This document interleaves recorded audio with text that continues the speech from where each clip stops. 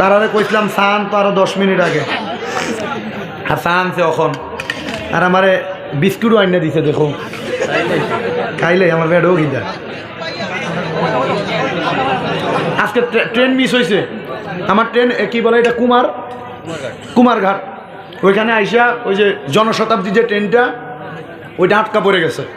তো পড়ার কারণে 8টার দিকে আটকাইছে, আমি 1:30 পর্যন্ত অপেক্ষা করছি ছাড়ে কিনা, দেখি ছাড়ে না। পরে একটা ওয়াগানার গাড়ি ওখান থেকে নিয়ে রিজার্ভ তাড়াতাড়ি চলে গেলাম। আমার প্রথম বাদ মাগরিব মাহফিল ছিল, ওইখানে যাওয়ার পর ওইখানে মাছ করে এখানে আসছি, পেটটাতে বেশি খিদা, খানা মাঝখানে খানা হয় নাই। আপনারা যদি দোয়া করেন আমি আপনাদেরকে নিয়ে 2-1টা কথা বলবো, আপনারা বলেন আমরা সবাই আসলে খুশি না বেজার? খুশি হইলে তাহলে হাত তুলতে বললাম, বলে হুজুর আপনি আমরা দিয়ে বেড়া লাগাচ্ছেন, আমরা তো হাত তুলতাম, ঠিক না নি? মাশাল্লাহ, চা তো ভালো। ও ভাই সাহেব অত মাথা দিত না, আল্লাহ চা বেচা শুরু হয়েছে না বন্ধুরা।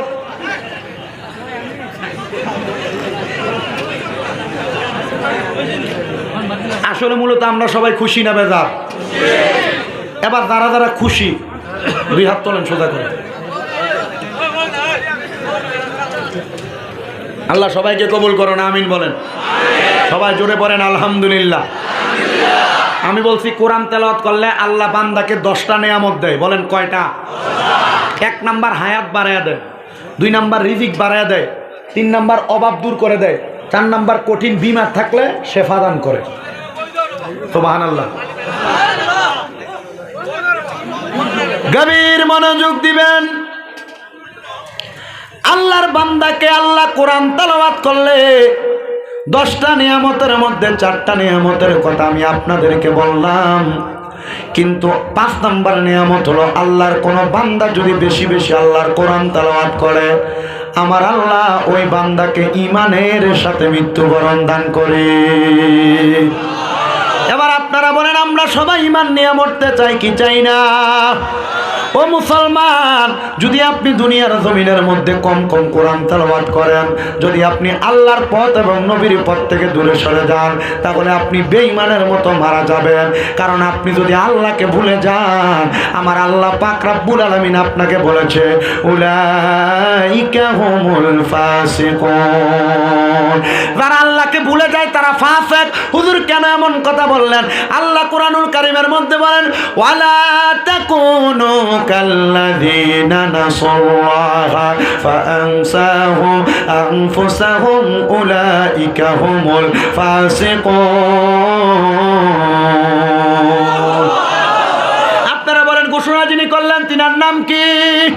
আল্লাহ বলেন ওয়ালা তাকুনু, তোমরা তাদের মতো হয়ো না কাল্লাযীনা যাহারা নাসাল্লাহা, তারা আল্লাহকে ভুলে গেছে, ফাআনসাহুম, আল্লাহ তাদেরকে ভুলিয়ে রেখেছে, আনফুসাহুম, তারা তাদের নিজের কথা ভুলে গিয়েছে।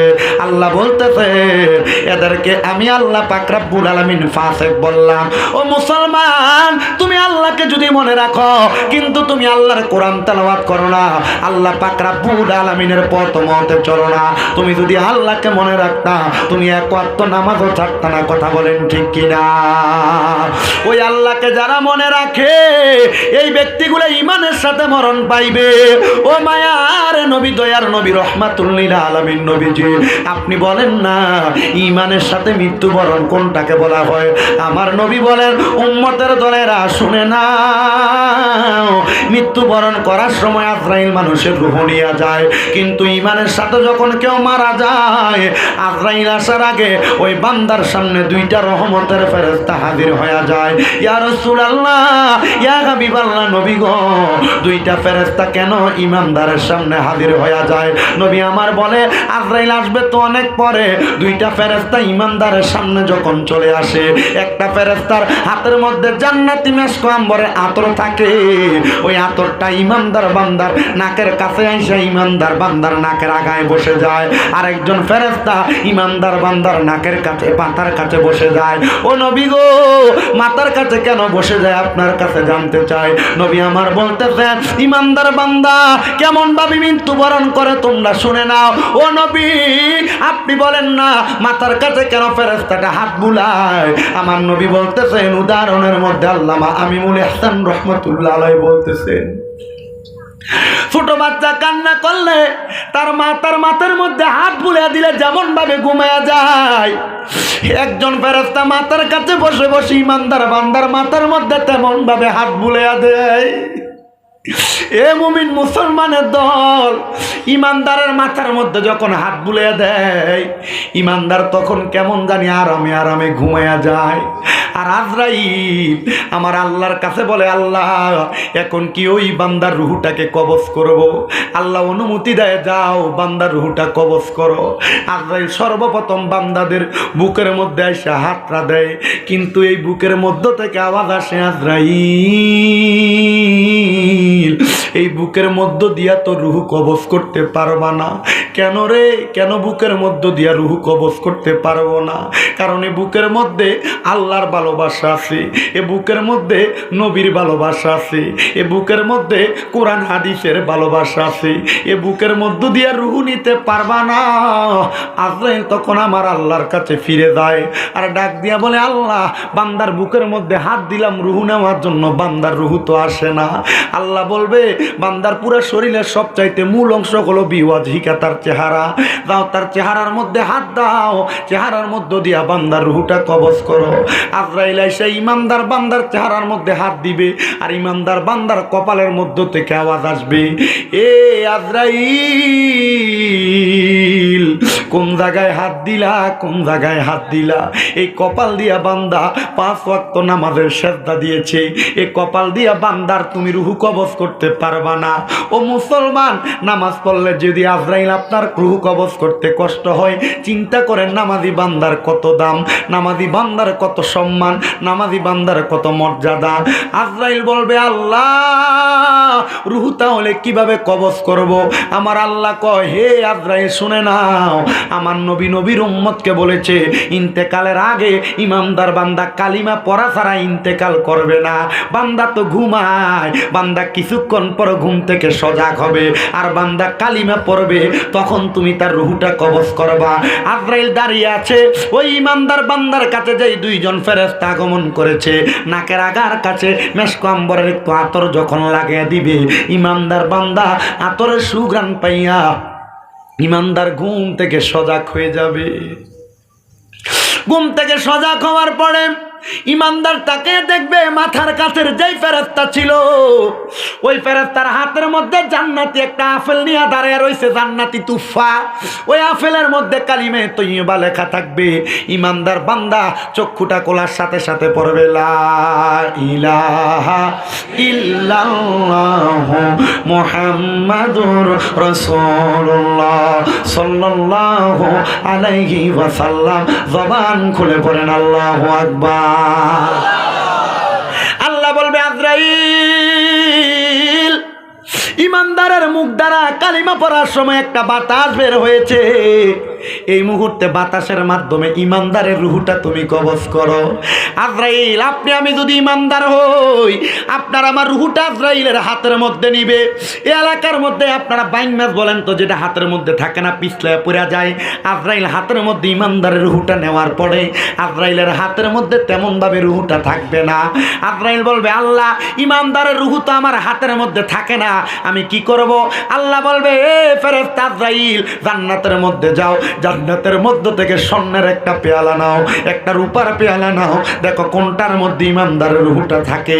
এবার ইমানদারের রুহ স্বর্ণের পেয়ালায় রাখার পরে দেখবে স্বর্ণের পেয়ালার মধ্যে থাকে না, রূপার পেয়ালার মধ্যে রাখার পরে দেখবে রূপার পেয়ালায় থাকে না। আজরাইল বলবে, আল্লাহ ইমানদারের রুহ তো কোনো জায়গায় থাকে না, আল্লাহ রুহটা কি করব? আমার আল্লাহ বলবে যে তোর রুহ স্বর্ণের পেয়ালায় থাকে না, রূপার পেয়ালায় থাকে না, তুমি রহমতের ফেরেশতার হাতের মধ্যে থাকে না, যাও যাও যাও এই ফেরেশতাটা তুমি এই বান্দার রুহটা আবার বান্দার মাঝে ফিরিয়ে দাও। এবার আপনারা বলেন, আমার রুহু নেওয়ার পরে আবার যদি রুহু ফিরিয়ে দেয়, আমি কি জিন্দা না মরা? জিন্দা। রুহু নেওয়ার পরে, রুহু ফিরিয়ে দেওয়ার পরে জিন্দা না মরা? ও মুসলমান, আল্লাহ কোরআনুল কারীমের মধ্যে বলেন, ওয়ালা তাকুলু লিমান ইউকতালু ফি সাবিলিল্লাহি আমওয়াত বাল আহইয়াউ ওয়ালাকিন লা তাশউরুন। জবান খুলে জোরে জোরে পড়েন আল্লাহু আকবার। ইমানদার বান্দা যারা আল্লাহর পথে শহীদ হয়ে গেছে, আল্লাহর ইবাদত করতে করতে মারা গেছে, তাদেরকে মৃত বলতে আল্লাহ নিষেধ করেছেন। আল্লাহ তারা কি?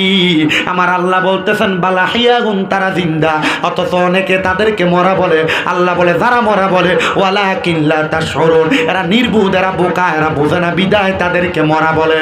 এই জন্য মুমিন মুসলমানের দলেরা চান্টুর সাহেব কেবলা, উজানডিগির সাহেব কেবলা, ফুলতলির সাহেব কেবলা আমাদের থেকে বিদায় হয়ে গেছে, কিন্তু এরা বিদায় হয়ে নাই। এরা জাহিরি ভাবে আমাদের সামনে নাই, কিন্তু বাতিনি ভাবে এরা আমাদের আশেপাশে ঘোরাফেরা করে। কথা বলেন ঠিক কিনা?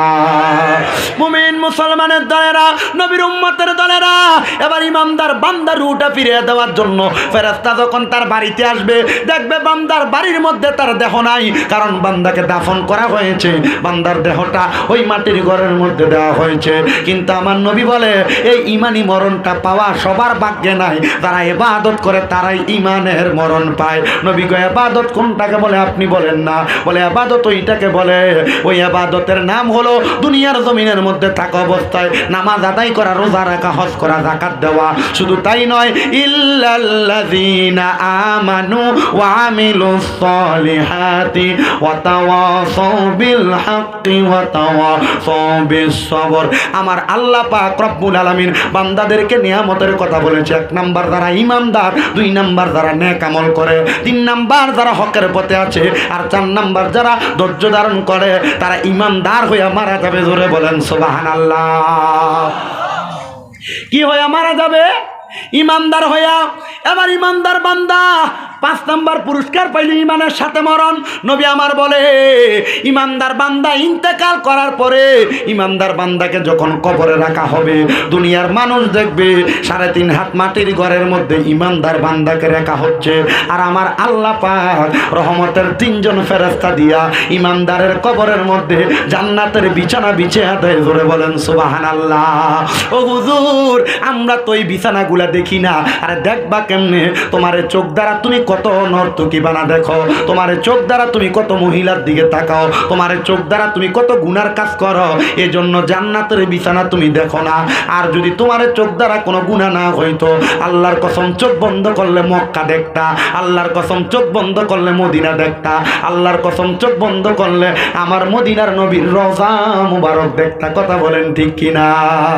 ইমানদার বান্দার মরণের পরে ওই কবরের মধ্যে জান্নাতে বিছানা দেওয়া হয়। আমার নবী বলতেছে এবার 7 নাম্বার পুরস্কার হইল ইমানদার বান্দাকে কবরে রাখার পর যখন মানুষ মিনহা খলাকনাকুম ওয়া ফিহা নুইদুকুম ওয়া মিনহা নুখরিজুকুম তারাতান উখরা বলে বান্দার কবরে মাটি দেওয়া হয়।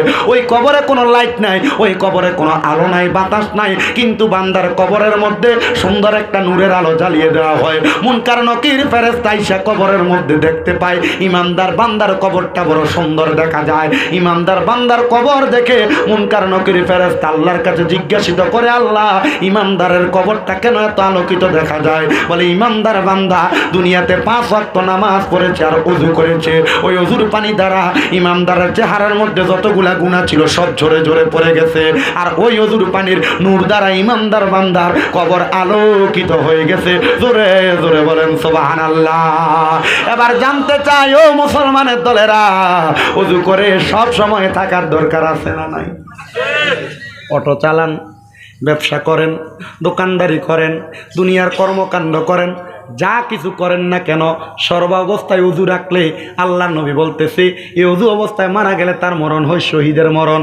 শহীদরা জান্নাতি জান্নাতি জান্নাতি। এবার আপনারা বলেন আমরা সবাই শহীদের মরণ চাই কি চাই না? যেই মরণে জান্নাতি হওয়া যায় ওই মরণ আমরা চাই কি চাই না? নবী 7 নাম্বার পুরস্কার পাইলাম। 8 নাম্বার পুরস্কার কোনটা? আমার নবী বলে ওই কবরের মধ্যে লা সাওয়ালা ওয়ালা জবাব, কোনো সওয়ালের জবাব ইমানদার বান্দা দেওয়া লাগে না। বলে কেন? কারণ ইমানদার বান্দার চেহারার মধ্যে ইমানি সূরত দেখা যায়, বান্দাকে ফেরেশতা প্রশ্ন করে না, কারণ বান্দার চেহারা দেখলেই বোঝা যায় বান্দা ইমানদার। সুবহানাল্লাহ নাই? বান্দার চেহারা দেখলে বোঝা যায় বান্দা কি ইমানদার। বলে হুজুর কিভাবে? নবীজির হাদিস মুসনাদে আহমদের মধ্যে হাদিস বর্ণনা, কিতাবুস সালাত অধ্যায়ের ভিতরে লিখতেছে যে শোনো দুনিয়ার মুসলমানের দলেরা, 1 নাম্বার কেউ যদি ফজরের নামাজ পড়ে তার চেহারা নূর বাড়ে, চেহারা সুন্দর হয়। 2 নাম্বার জোহরের নামাজ যদি কেউ পড়ে আল্লাহ তার রিজিক বাড়ায় দেয়, কামাই বাড়ায় দেয়। 3 নাম্বার কেউ যদি আসরের নামাজ পড়ে আল্লাহ তার শরীরের শক্তি বাড়ায় দেয়। এলাকায় দেখবেন অনেক যুবক পোলাপাইন এটি নামাজ পড়ে না দেখা, এগুলার বয়স যখন 30 বছর হয়, 30 বছর হওয়ার পর এটার বুড়া পঞ্চের মতো লাগে, মনে হয় বুড়া মানুষ হাঁটে, ঠিক কিনা? আর অনেক মুরব্বী বুড়া বুড়া দেখা যায়, এগুলা জোহরের নামাজ, আসরের নামাজ, মাগরিব, এশা সব পড়ে, বুড়া মানুষ, কিন্তু সকালবেলা একবারে শীতের মধ্যে ঘাস কাটতে বাইরে হয়ে যায়। কি কথা বলে না কেন? আছে না নাই? এই জন্য জোহরের নামাজ পড়লে রিজিক বাড়ে, আসরের নামাজ পড়লে কি হয়? শরীরে শক্তি বাড়ে। মাগরিবের নামাজ পড়লে যদি কেউ মাগরিবের নামাজ পড়ে তার সন্তান জন্মগ্রহণ করার পর এই সন্তান তার কাজে লাগে। কেউ যদি মাগরিবের নামাজ না পড়ে তাহলে ওই ব্যক্তির সন্তান তার কোনো কাজে কর্মে লাগে না। আর কেউ যদি এশারের নামাজ পড়ে আল্লাহ তার ঘুমের মধ্যে বরকত দেয়, শান্তিতে ঘুমাইতে পারে। আর দেখবেন অনেকে এশারের নামাজ তো পড়ে না, রাত 2টা-3টার দিকে যায় ঘুমাইতে, কিন্তু ঘুমাইতে গেলে ঘুম আসে না, শুয়ে শুয়ে মোবাইল টিপতে টিপতে ফজরের আজান দিলে মোবাইলটা রাইখে সাজে ঢুকাইয়া এরপরে যায় ঘুমাইতে। দিনের 10টা, 11টা, 12টা। কথা বলেন ঠিক কি না? এমন অবস্থা আছে না নাই? এই মাদ্রাসার ফোলাফান আমার ভাইটি শুধু বলতেছে, আর যুবক যারা আছে মোটামুটি আপনারা মনে হয় বলা মনে আপনাদের প্রতি জায়েজ হয়েছে না, একটু জোরে বলেন এমন অবস্থা বর্তমান সমাজে আছে না নাই? 5 ওয়াক্ত নামাজ প্রত্যেকের ঘরে ঘরে আদায় করার দরকার আছে না নাই? মুসলমান হিসেবে এগুলা কায়েম করার দরকার আছে না নাই? তাহলে ইমানদার সওয়ালের জবাব দেওয়া লাগবে না? ইয়া রাসূলুল্লাহ, 9 নাম্বার ইমানদারের পুরস্কার কি? কোরআন তেলাওয়াতকারীর পুরস্কার কি? আমার নবী রাহমাতুল লিল আলামিন নবী বলেন 9 নাম্বার পুরস্কার হইল অন্ধকার কবরে যাওয়ার পর ফুলসেরাত নামক একটা পুল থাকবে। ফুলসেরাত যেটা হীরার চাইতে ধারালো, চুলের চাইতে চিকন, এটা কেউ পাড়ি দিতে পারবে না ইমানদার ছাড়া। যদি বান্দাটা 7টা পাক্কা ইমানদার বান্দা হয়, ওই বান্দা বিসমিল্লাহির রহমানির রহিম বলে ওই পুলের মধ্যে পা রাখবে, আর আলহামদুলিল্লাহ বলে বাম পা রাখবে। বান্দার চক্ষু খুলে দেখবে বান্দার চোখের পলকে ফুলসেরাত পার হয়ে গেছে। 10 নাম্বার পুরস্কার, বান্দা যখন ওই কবরে যাবে, বান্দা ফুলসেরাত পার হওয়ার পরে বলা হবে ফাদাখালাল জান্নাতা, বান্দা জান্নাতের মধ্যে প্রবেশ করো। এ মুমিন মুসলমান, কোরআন তেলাওয়াত করলে যেহেতু জান্নাতে যাওয়া যাবে। এখানে অনেক মানুষ আছে, আমার মনে হয় মাদ্রাসার তালিবুল ইলম ছাড়া, আলেম ওলামা ছাড়া, আম পাবলিক, সাধারণ পাবলিক যারা আছেন, আমার মনে হয় না 50% লোক আল্লাহর কোরআন পড়তে পারেন। এমনও লোক আছে গত রমজানে আল্লাহর কোরআন পড়ছে, এখনো আর কোরআন শরীফ খুলে দেখে নাই।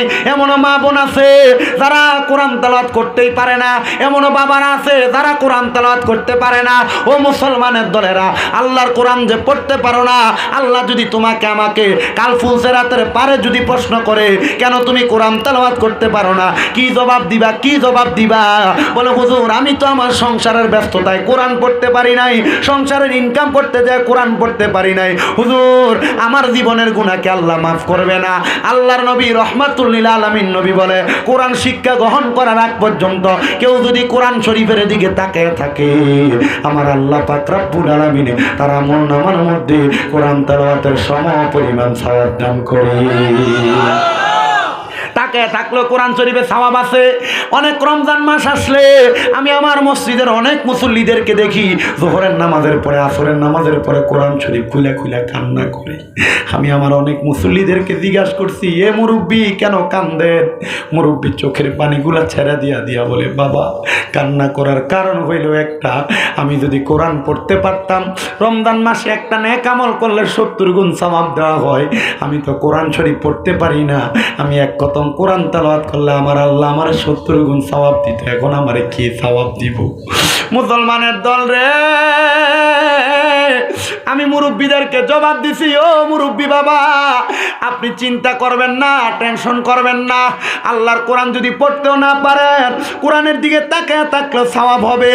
এ মুসলমানের দল, মুসলমানের সন্তানেরা, তুমি আল্লাহর কোরআন একটু তেলাওয়াত করতে চাও না? আল্লাহর কোরআনের সাথে তুমি সম্পর্ক রাখতে চাও না? শোনো, হযরত উসমান বিন নুরাইন রাদিয়াল্লাহু তাআলা আনহুর এলাকা, যে এলাকা ছিলেন, ওই এলাকার একজন আল্লাহর বান্দা কাঠ ছিল, কাঠ কাটতেন, জঙ্গলের মধ্যে কাঠ কেটে কেটে চলে আসতেন। কাঠ কেটে কেটে যখন চলে আসতেন, ওই বান্দাটা বাড়ির মধ্যে আইসা তার স্ত্রীকে খাবার রেডি করার কথা বলতেন, আর বান্দা গোসল করে ওযু বানাইয়া নামাজের মুসল্লার মধ্যে বসে বসে আল্লাহর কোরআন শরীফ খুলে খুলে বান্দা শুধু চোখের পানি ফালায়া ফালায়া কাঁদতেন। একদিন ওই বান্দার স্ত্রী তারা প্রশ্ন করে, হে আমার স্বামী, মানুষ তো কোরআন তেলাওয়াত করলে তার কোরআন তেলাওয়াতের আওয়াজ শোনা যায়, কিন্তু আপনি এতদিন কোরআন শরীফ খুলে খুলে বসে থাকেন, আপনি তো আল্লাহর কোরআন তেলাওয়াত করেন না। স্বামী, আপনি কেন কোরআন পড়েন না? ওই স্বামী উত্তর দেয়, স্ত্রী গো, আমি আল্লাহর কোরআন পড়তে পারি না, কিন্তু আমি আল্লাহর কোরআনের দিকে তাকায় তাকায় কান্না করি, আল্লাহ নিয়ে আমারে মাফ করে দেয়। এবার ওই ব্যক্তি যখন ইন্তেকাল করলেন, ইন্তেকাল করার পরে ওই ব্যক্তি কবরে যাওয়ার পরে ওই জামানার বড় মাপের একজন বুজুর্গ ব্যক্তি আল্লাহর ওলি কবরের পাশে দিয়ে যাইতেছেন, আর কবরের দিকে তাকায় দেখতেছেন দুনিয়ার অন্য সকল কবরের চাইতে এই কবরের মধ্য থেকে সুঘ্রাণ আসতেছে, সুঘ্রাণ। বান্দা জিজ্ঞাসা করে, কবরটা কার? বুজুর্গ জিজ্ঞাসা করে, কবরটা কার রে? দুনিয়াতে কত কবর দেখলাম, কিন্তু কবর থেকে সুঘ্রাণ আসতে দেখি নাই। এই কবরটা কার? এলাকার মানুষ বলে, এটা তো আমাদের এলাকার একজন কাঠুরিয়া, যে কাঠ কাটতো তার কবর। বলে, তার এমন কোন আমল আসেনি? তোমরা আমারে বলো যে আমলের কারণে তার কবর থেকে সুন্দর সুঘ্রাণ আসতেছি। বলে, আমরা তো বলতে পারবো না, তার একজন স্ত্রী আছে, তার কাছে যান। ওই স্ত্রীর কাছে গেলেন, স্ত্রীর কাছে যখন যায়, স্ত্রীর কাছে যা জিজ্ঞাসা করে, এ কাঠুরিয়ার স্ত্রী, তোমার কাছে আমার একটা প্রশ্ন, তুমি বলো আমারে। এ মিয়া, এ ভাই সাহেব, এখানে কেন আসছেন?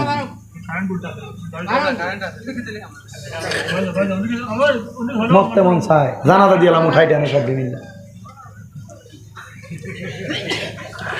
বুজুর্গ ব্যক্তি ওই মহিলাকে বলে, মহিলা, তোমার স্বামী তো একজন কাঠুরিয়া ছিল। বলে, হ্যাঁ। তোমার স্বামী দুনিয়াতে এমন কোন আমল করতো? বলে, হুজুর, আল্লাহর রাস্তায় মাফ করবেন, আমার স্বামী নামাজও পড়তে পারতো না। কি পারতো না? নামাজও পড়তে পারতো না। তবে তুমি বলো, তোমার স্বামীর এমন কোন আমল আছে কিনা যে আমলের কারণে তোমার স্বামীকে আল্লাহ কবরের আযাব মাফ করে দিতে পারে? মহিলা উত্তর প্রদান করে, হুজুর, আমার স্বামী কোরআনও পড়তে পারতো না, তবে যখনই জঙ্গল থেকে কাঠ কেটে বাড়িতে আসতেন, আমার স্বামী এই কোরআন শরীফটা খুলে খুলে চোখের পানি ফালাইয়া ফালাইয়া কাঁদতেন। আল্লাহর বাড়িতে চলে গেছেন, 2 রাকাত নামাজ পড়লেন। ওই নামাজের নাম হলো সালাতুল হাজতের নামাজ। বলেন, সালাতুল হাজতের নামাজ। সালাতুল হাজতের নামাজ পড়ে আল্লাহর কাছে দোয়া করে, আল্লাহ, ওই বান্দার কবর থেকে এত সুন্দর সুঘ্রাণ আসে, বান্দা তো নামাজও পড়তে পারতো না, কোরআনও পড়তে পারতো না। আল্লাহর পক্ষ থেকে আওয়াজ আসে, ও বুজুর্গ, এই বান্দা আল্লাহর কোরআনের দিকে তাকায় তাকায় চোখের পানি ফালাইয়া ফালাইয়া কান্না করার কারণে আমার আল্লাহ বান্দার কবর থেকে জান্নাতের সুঘ্রাণ দিয়ে দিতে। যদি কোরআন না পড়েও কোরআন শরীফের দিকে তাকায় থাকার কারণে, এ মুরব্বীরা মনোযোগ দাও, যুবকেরা মনোযোগ দাও, আল্লাহর কোরআনের দিকে তাকায় থাকার কারণে ইন্তেকাল করার পরে ওই কবর থেকে সুঘ্রাণ আসতে পারে। আমি জানতে চাই, আমরা বেশি বেশি কোরআন তেলাওয়াত করলে, আমাদের সন্তানদেরকে তালিবুল ইলম মাদ্রাসায় পড়াইলে, আল্লাহ ওই সন্তানের উসিলায় আমাদের জীবনের গুনাহ মাফ করতে পারে কি পারে না? ওই বুজুর্গ একদিন মারা গেছেন। বুজুর্গ মারা যাওয়ার পরে, আল্লাহর ওলি মারা গেলে অনেকে বলে না, আল্লাহ, তুমি আমার এই রোগটাকে ভালো করলে আমি ওই আল্লাহর ওলির দরবারে একটু দোয়া করব, বলে না? এমন বলে না? ওই বুজুর্গ মারা যাওয়ার পরে ওই কাঠুরিয়ার সন্তান কোরআনে হাফেজ হয়েছে। কি হয়েছে? কোরআনে হাফেজ। আপনারা বলেন, হাফেজে কোরআনের দাম আছে না নাই? হাদিস শরীফ আছে, একজন হাফেজে কোরআন 10 জন ব্যক্তিকে জান্নাতে নিবে। সুবহানাল্লাহ বলেন। একজন কোরআনে হাফেজ কয়জনকে? এখানে হাফেজ সাহেব আছেন, কে কে হাত তোলেন? হাফেজ সাহেবরা মাশাআল্লাহ তুলেন না, হাত তোলা। হাফেজ সাহেব, কোরআনে হাফেজ, হাত নামান। মাশাআল্লাহ অনেকে আছে। আল্লাহ রাব্বুল আলামিন একজন কোরআনে হাফেজকে সুপারিশ করার অনুমতি দিবে। এদের বংশের নিকট আত্মীয়ের 10 জন ব্যক্তিকে তারা জান্নাতে নিয়ে যাবে। আমার এই নিয়ামতপুরের বাবারা, কোরআনে হাফেজদেরকে দেখলে সম্মান করবা, মাঝে মাঝে কিছু হাদিয়া দিবা, এদের পড়ালেখার খরচ চালাইবা, মাঝে মাঝে পাঞ্জাবি বানিয়ে দিবা, মাঝে মাঝে তাদেরকে ভালো ভালো খাওয়াইবা। না জানি ওই 10 জনের কাতারে কোরআনে হাফেজ তোমারে নিয়ে যায়, কিন্তু অন্যান্য অন্য হাদিসের মধ্যে বলা আছে একজন কোরআনে হাফেজ, একজন আলেমে দ্বীন দুনিয়ার জমিনের মধ্য থেকে ইন্তেকাল করার পরে 70 জন ব্যক্তিকে সুপারিশ করবে। ওই 70 জনের কাতারে পড়তে চাইলে একবার খাওয়াইয়া দেখো, যদি তুমি কবরে যাওয়ার পর নাজাত না পাও, আল্লাহর কাছে বলবা আল্লাহ আপনি না বলছেন কোরআনে হাফেজকে খাওয়াইলে মুক্তি পাওয়া যায়, কোরআনে হাফেজের সাথে মোহাব্বত রাখলে মুক্তি পাওয়া যায়। আপনি বলেন ও আল্লাহ আমি তো একজন কোরআনে হাফেজের একদিন 100টা টাকা হাদিয়া দিছিলাম। আল্লাহ আপনি বলেন না ওই কোরআনে হাফেজটা কোথায়, একবার তার কাছে আমি চাইয়া দেখেছি আমারে বাঁচায়নি। ওই সময় কোরআনে হাফেজ আপনাকে নিতে বাধ্য থাকবে। এজন্য আপনারা বলেন হুফাজে কোরআনদেরকে সম্মান করার দরকার আছে না নাই? যারা কোরআন পড়তে পারে তাদেরকে আলেম ওলামাকে সম্মান করার দরকার আছে না নাই? ওই কাটুরিয়ার ছেলে যখন হাফেজ হইল, ওই কাটুরিয়ার ছেলের পেটের মধ্যে বড় বেদনা। কাটুরিয়ার ছেলে আল্লাহর কাছে নিয়ত করে আল্লাহ আমি যদি এই পেটের ব্যথাটা ভালো হয়ে যায়, আমি আপনার এই বান্দার কবরের সামনে দাঁড়িয়ে দাঁড়িয়ে কোরআন তেলাওয়াত করব। এবারে কাটুরিয়ার ছেলের পেটের ব্যথা ভালো হয়ে গেছে, হাফেজে কোরআন তেলাওয়াত বড় সুন্দর। ও মুসলমান আমাকে দেখতেছেন আমি অনেক ছোট মানুষ, আপনাদের দুয়ার বরকতে বাংলাদেশে আমার 6টা মাদ্রাসা, এর মধ্যে 2টা মহিলা মাদ্রাসা। আমার মাদ্রাসার একটা ছোট বাচ্চা আছে যার মা মানুষের বাড়িতে কাজ করে তার মাদ্রাসার মধ্যে পড়ায়, তার কোরআন তেলাওয়াত তো সুন্দর। ওই ছেলেটার মা একদিন আমারে বলছে হুজুর আমার অন্য কোনো আশা নাই, আমার ছেলে যদি কোরআনে হাফেজ হওয়ার পরে আমার জানাজার নামাজটা পড়ায় আমি মার জীবন সার্থক। পেটের ব্যথা হওয়ার পরে ওই পেটের ব্যথা যখন ভালো হয়ে যায়, আল্লাহর বান্দা গেছে ওই কবরবাসীর সামনে কোরআন তেলাওয়াত করার জন্য। কোরআন তেলাওয়াত করতেছে, করতে করতে সুন্দরভাবে কোরআন তেলাওয়াত করে। কোরআন তেলাওয়াত করে যখন বাড়িতে চলে গেছে, আমার আল্লাহ পাক রব্বুল আলামিন ওই বান্দাটা বাড়িতে চলে যাওয়ার পরে আবার পেটের ব্যথা বাড়াইয়া দিছে। আবার কি করছেন? পেটের ব্যথা বাড়াইয়া দিছেন। ওই বান্দা আবার নিয়ত করলেন আল্লাহ আজকে যদি আমার পেটের ব্যথা ভালো হয়ে যায়, আমি আগামীকালকে আবার কোরআন তেলাওয়াত করব। পেটের ব্যথা ভালো হয়েছে, আবার কোরআন তেলাওয়াত করতেছে। এবার ওই বান্দা আবার বাড়িতে চলে গেছে সন্ধ্যার সময়, আবার বান্দার পেটের ব্যথা শুরু হয়ে গেছে। বান্দা নিয়ত করে আল্লাহ আবার যদি আমার পেটের ব্যথা ভালো হয়ে যায়, আমি আবার এই বান্দার কবরের সামনে গিয়ে তেলাওয়াত করব। বান্দা আবার 3য় দিনও তেলাওয়াত করতেছে। অনেক সুন্দর করে যখন কোরআন তেলাওয়াত করে, ও মুমিন মুসলমানের দলেরা, নবীর উম্মতের দলেরা, কোরআন তেলাওয়াত করতে করতে করতে করতে ওই বান্দাটা যখন কোরআন তেলাওয়াত করে, কিন্তু ওই দিন আর কোরআন তেলাওয়াত করার সময় বান্দার পেটের ব্যথা ভালো হয় না। পেটের ব্যথা যত বাড়তেছে বান্দা বলতেছে আমি পেটের ব্যথা বাড়তেছে আর কোরআন তেলাওয়াত করতেছি, যত বাড়তেছে তত পড়তেছি, কারণ আমার বিশ্বাস এই আল্লাহর ওলির সামনে আমি কোরআন তেলাওয়াত করলে আল্লাহ আমার পেটের ব্যথা ভালো করে দিবে। বান্দা যখন বারবার বেশি বেশি করে কোরআন তেলাওয়াত করে, ওই বান্দা কোরআন তেলাওয়াত করতে করতে করতে করতে অনেকক্ষণ করলেন, এবার দেখে পেটের ব্যথা আর ভালো হয় না। ওই হাফেজে কোরআন রাগান্বিত হইয়া ওই কবরের মধ্যে বড় একটা জালি বেতের মতো জিংলা বেত নিয়া ওই কবরের উপরে 3টা বাড়ি দিছে। তুর বলে বলে 3টা কবরের উপর বাড়ি দিলেন। বাড়ি দিয়ে ওই হাফেজে কোরআন এখান থেকে চলে যাচ্ছেন আর গুনগুন করে বলেন এটা এমন কি আল্লাহর ওলি, ওনার কবরের সামনে এত কোরআন তেলাওয়াত করে আল্লাহ আমার পেটের ব্যথা ভালো করে না। যখন বারবার এমনভাবে বলে, এবার সামনে যাচ্ছে, হঠাৎ করে দেখতেছেন ছালা পরা, ছালা বুঝেন তো, ছিঁড়া পাড়া কাপড় পরা একজন আল্লাহর বান্দা পাগলের বেশে রাস্তা দিয়ে আসতেছে। আর আস্তে আস্তে বলতেছে এ হাফেজে কোরআন তুমি কেন মন খারাপ করে চলে যাও? বলে আমার পেটের ব্যথা ভালো হয় না এই জন্য চলে যাচ্ছি। ওই পাগল বলতেছে বলে একবার ফু দেওয়ার সাথে সাথে বান্দার কবরের পেটের ব্যথা ভালো হয়ে গেছে। এবার ওই কোরআনে হাফেজ বলতেছে এ পাগলা তুমি কে? বলে তুমি আমার চিনো না। বলে কে তুমি? বলে কিছুক্ষণ আগে যার কবরের ভিতরে বাতের বাড়ি দিয়ে আসছো আমি উনি। আরে কি বলো তুমি না মারা গেছো? বলে হ আমি বিশ্বাস করি না। এবার ওই আল্লাহর বান্দা পিঠের মধ্য থেকে জামাটা উল্টে বলে দেখো আমার পিঠের মধ্যে কয়টা দাগ দেখা যায়? বলে 3টা দাগ দেখা যায়। বলে তুমি কবরের উপরে বাড়ি দিছো কয়টা? বলে 3টা। বলে আপনি এখানে উঠে আসলেন কেমন করে? বলে শুনো রে, তুমি যখন কোরআন তেলাওয়াত করতেছিলে আমার কাছে বড় ভালো লাগছে। আমি আল্লাহর কাছে বলছি আল্লাহ তুমি তারে মাফ করে দাও। প্রথম দিন মাফ করে দিছে, দ্বিতীয় দিন তোমার কোরআন তেলাওয়াত আমার বড় মনে পড়ছে, এজন্য বলছি আল্লাহ তুমি তার পেটের ব্যথাটা আবার বাড়াইয়া দাও, সে যেন আমার কবরের পারে এসে কোরআন পড়ে। আল্লাহ তোমার পেটের ব্যথা বাড়াইয়া দিছে। আমি আবার দ্বিতীয় দিন আবার তৃতীয় দিন দোয়া করলাম, আল্লাহ এ বান্দা কোরআন তেলাওয়াত করেছে, আল্লাহ তুমি বান্দার পেটের ব্যথা বাড়াইয়া দাও, বান্দা যেন আমার কবরের পারে এসে কোরআন তেলাওয়াত করে। বান্দারে তৃতীয় দিন তুমি এত মজা করে কোরআন তেলাওয়াত করেছো, আমার কাছে বড় ভালো লেগেছে। ও বান্দা, আমি আল্লাহর কাছে বলছি, আল্লাহ এখন তুমি আর তার পেটের ব্যথা বালা কইরো না, আরো বাড়াইয়া দাও। বান্দা যখন তোমার পেটের ব্যথা বেড়ে গেছে, তুমি আরো সুন্দর কোরআন তেলাওয়াত করতেছো, বান্দা আমার কাছে আরো ভালো লাগতেছে।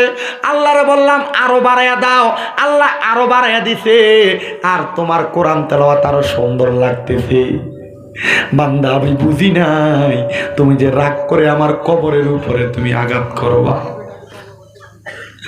এ মুসলমান, একটা আল্লাহর ওলি, একটা পাগল মানুষ যদি কবর থেকে একটা মানুষকে কোরআন তেলাওয়াতের ফজিলতের কারণে, দোয়া দেওয়ার কারণে তার জীবন পরিবর্তন, পেটের ব্যথা ভালো করে দিতে পারে, আপনারা বলেন আমাদের সন্তানকে একজন কোরআনে হাফেজ বানাইলে আমার আল্লাহ আমাদের জীবনের গুনাহ মাফ করতে পারে কি পারে না?